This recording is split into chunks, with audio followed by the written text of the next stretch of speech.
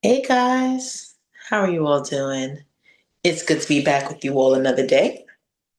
Um, I just wanted to check in and touch base because I happen to come from a meeting at the hospital. And what was the topic of the day? Employee satisfaction. And how taking employees' feelings into account makes a huge difference in how they're able to care for the patients.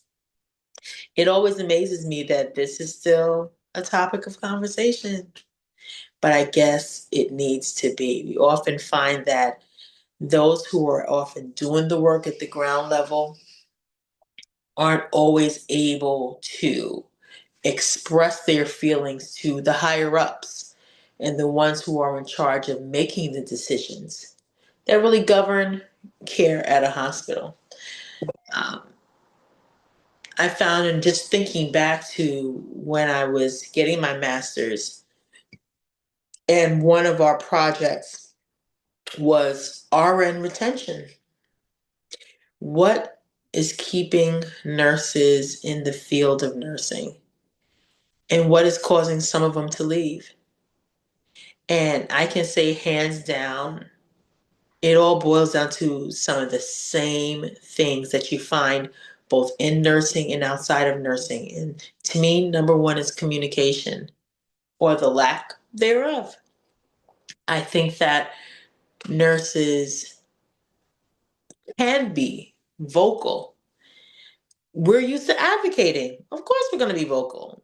We know how to get our point across when we need to get our point across. But sometimes I think it's a matter of, is there anyone listening? We have a lot to say. We have a lot of great ideas in regards to what can be done, but who do we share those with? Do we have the ear of those who have the authority to make the decisions? So sometimes it could just feel like drudgery. It could feel like day after day you're just doing the same things because you don't think that anything is going to change in relations to how you care for your patients.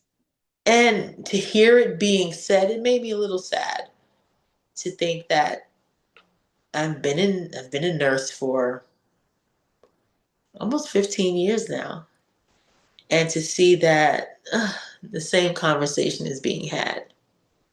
So I want to empower and encourage you as a nurse or your loved one, someone you know who's a nurse, to be vocal about your needs, about what would make the unit better, what would make the facility better, how you all would be able to not only care for patients better, but care for yourselves better so that there's buy-in from the staff. I think that it's really important to be able to speak to um, employees about what that looks like. I remember I used to head staff meetings, and I had to allow time for staff to be vocal about what that looked like for them. What does caring for patient and patient throughput look like when there are always metrics that are being measured? There's always some numbers that are being looked at, but we want to move it from it just being about numbers to being about people. And when we think about it being about people, it's not just about patients, it's about the staff as well. Because if we aren't around to take care of the patients who need us, what are we going to do?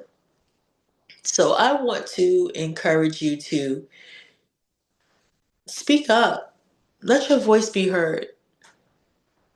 Let leadership know. Let your managers know. Let others know what can be done to allow you to do your job and to be the best nurse that you can be.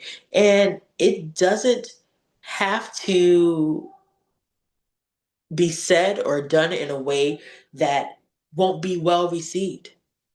I think the same way we've been taught to critically think in terms of the care of our patients, we could critically think in terms of how to get the ear of those who make the decisions.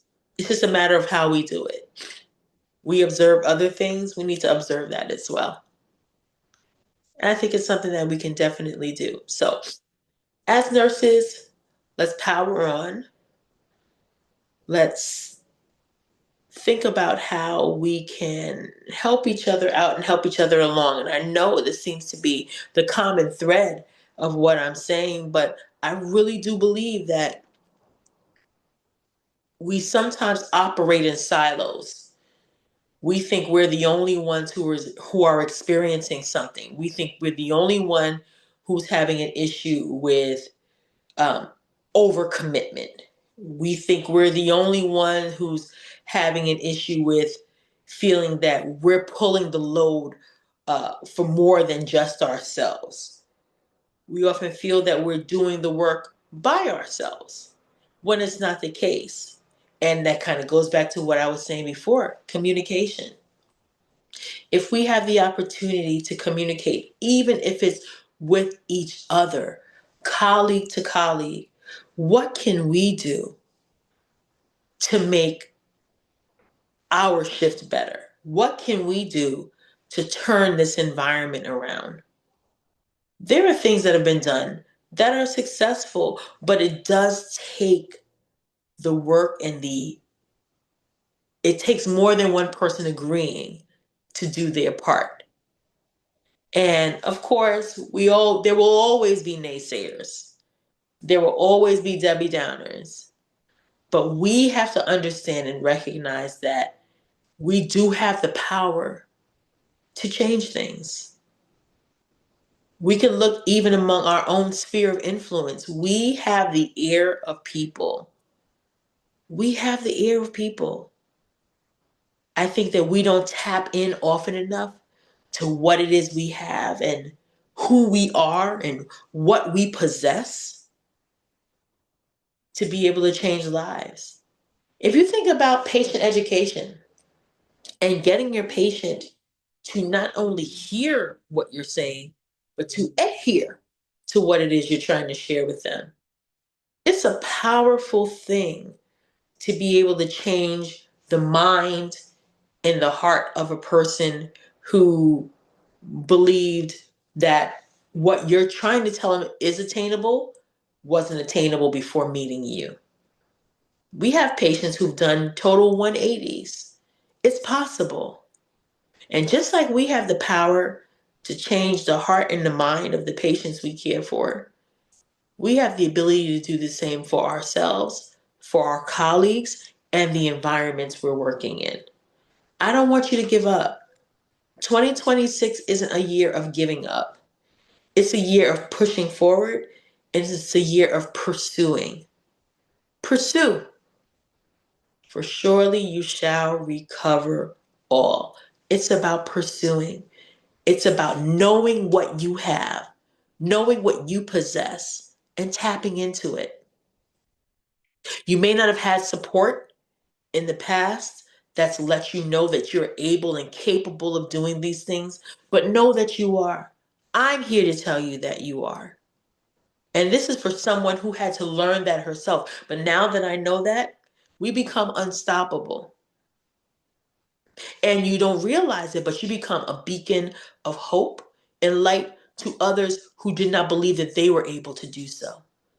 So keep shining, keep encouraging, keep showing, and keep showing up. It's in the showing up that others see and know that what you're saying is believable and that it's attainable. And we can do it. I will forever be the cheerleader. That's me. That's who I am. And I don't make apologies for it. There were times when I would tamp it down and cover it up and try to hide it. But no, this is who I was created to be. And I want to fully embrace who I am because there's someone who's out there who wants to hear what needs to be said, who wants to hear what I have to say, who is looking for that encouragement. And I'm going to always be the encourager.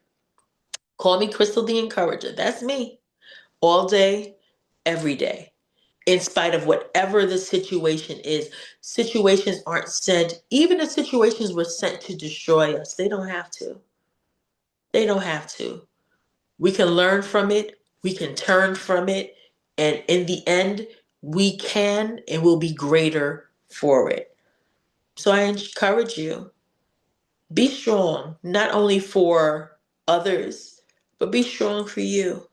Show who you are. Show the amazing nurse you are. Show up that way every day, as hard as it is. Sometimes just take that deep breath. Say, I've got this. I can do this. Your own little affirmation that you need at the start of a shift, throughout the day, throughout the night, whatever that looks like. Know that you always have a cheerleader in your corner. And we're going to do this. So I invite you back again tomorrow. I'll be back tomorrow and we'll do it again. But stay encouraged, be encouraged, and be the best nurse that I know you can be. Take care, guys.